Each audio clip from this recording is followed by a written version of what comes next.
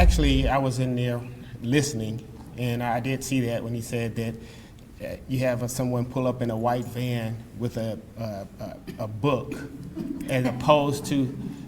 It's laughable, but but he truly believed this. He equated that to a teacher putting a book on the desk of a student. He said the only difference is the students can't run, the kids can't run.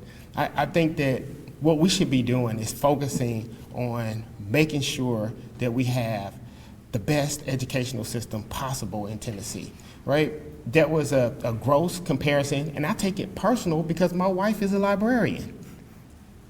So, I think that what he said was very offensive to the librarians, and I think that what's overlooked here is how a book actually gets in the library. There's basically about 6 steps and committees that it goes through before it even gets to a library.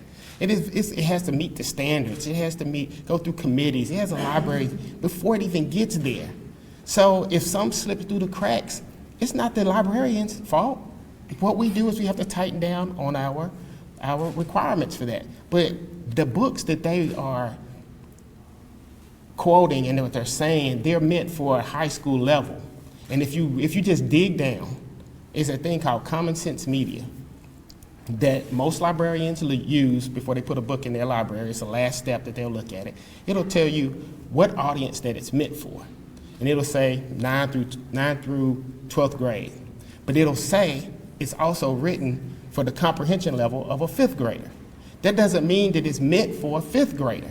So we have to learn to read through and pan out some of the nonsense that is peddled just to make a point in here.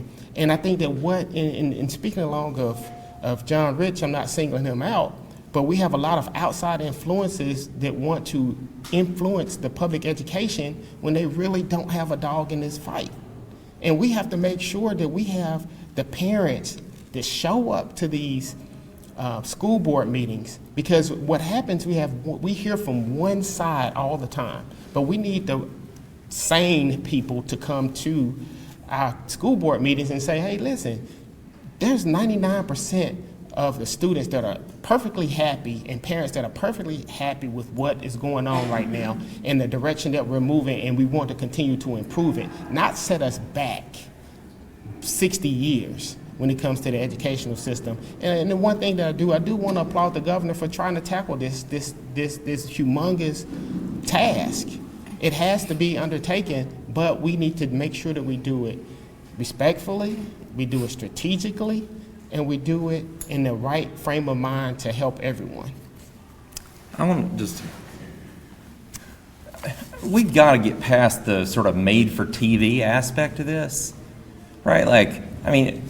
If you just listen to what's going on TV, I don't know what you would think of what's actually happening in libraries, but just think about the last time you went to a library or a school library. Occasionally there's very sharp discipline to speaking too loudly, but usually the librarian is not the person inside a building who's pushing kids towards any sort of ideological agenda. It's somebody who knows the books that are in the library and tries to get kids interested in reading. Right? They provide a resource for schools, and I think people need to think about the fact that we're not talking about some mythical librarian. We're talking about the librarian in your kid's school, the librarian you grew up with at your school. Think back, is that the biggest danger in our society? Because I don't think it is. I think if you actually pay attention to stuff that really matters, we would know that librarians being enemy number one is stupid. They held Ukrainian flags with signs saying things like "Stand for Ukraine" and "Ban Russia from SWIFT," the international banking system.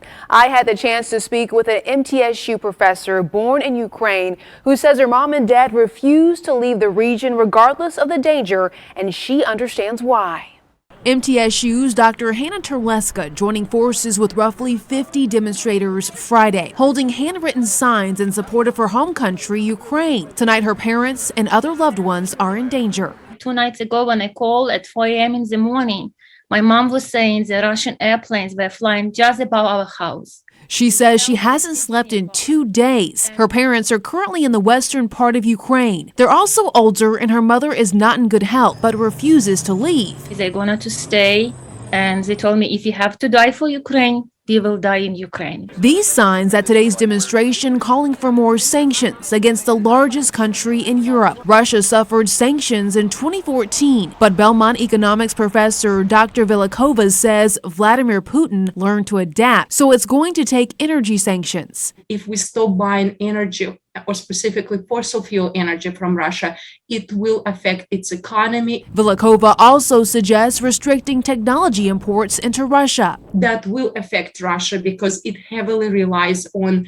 imports of technology. Tonight, Dr. Terleska says she wants people to know it's no longer a war within Ukraine and Russia. It's a war of Putin and Russia against the whole world. Calling on lawmakers to swiftly enact another round of crippling sanctions.